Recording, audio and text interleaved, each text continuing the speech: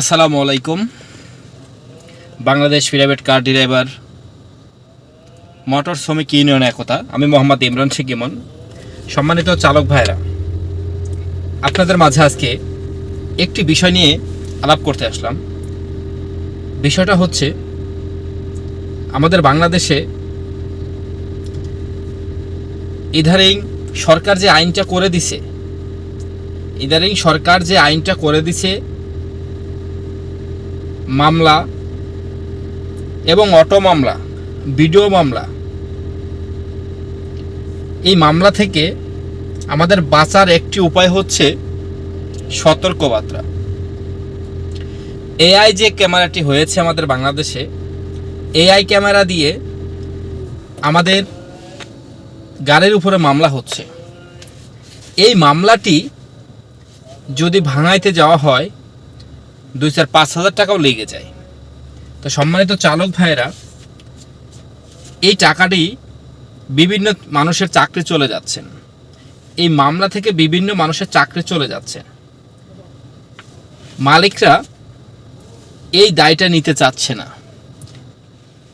এখন বিষয়টা দেখেন, যদি আপনি উল্টা পথে গাড়ি চালান, যদি আপনি ট্রাফিক সিগন্যাল না মেনে গাড়ি চালান, যদি আপনি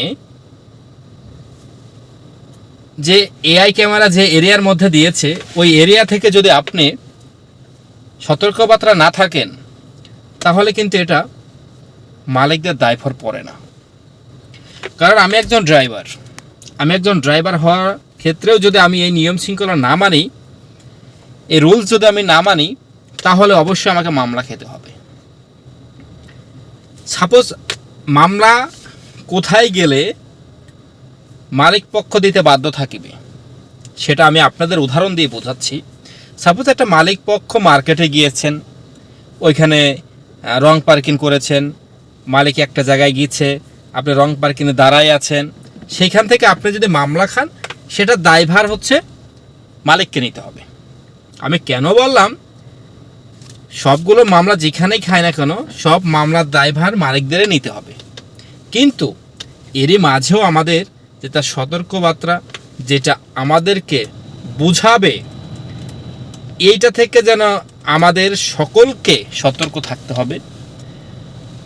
মামলা কিছু মালিক পক্ষ আছেন, ওনারা বলেন যে তুমি গাড়ি যেখানে খুশি রাখো, মামলা খালে আমি কিন্তু টাকা দিতে পারবো না।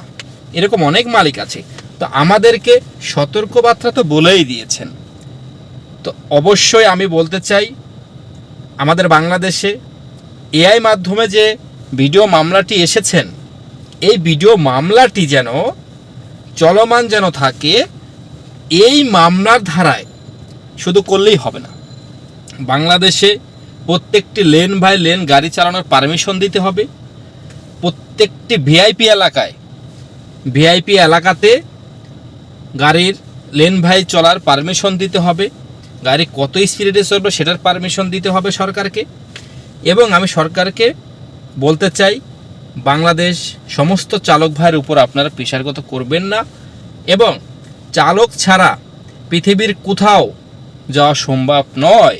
এই জন্য আমি বলতে চাই, যেটাই করবেন চিন্তাভাবনা করে ড্রাইভারদের উপরে একটু চাপা দেওয়ার কম চেষ্টা করবেন।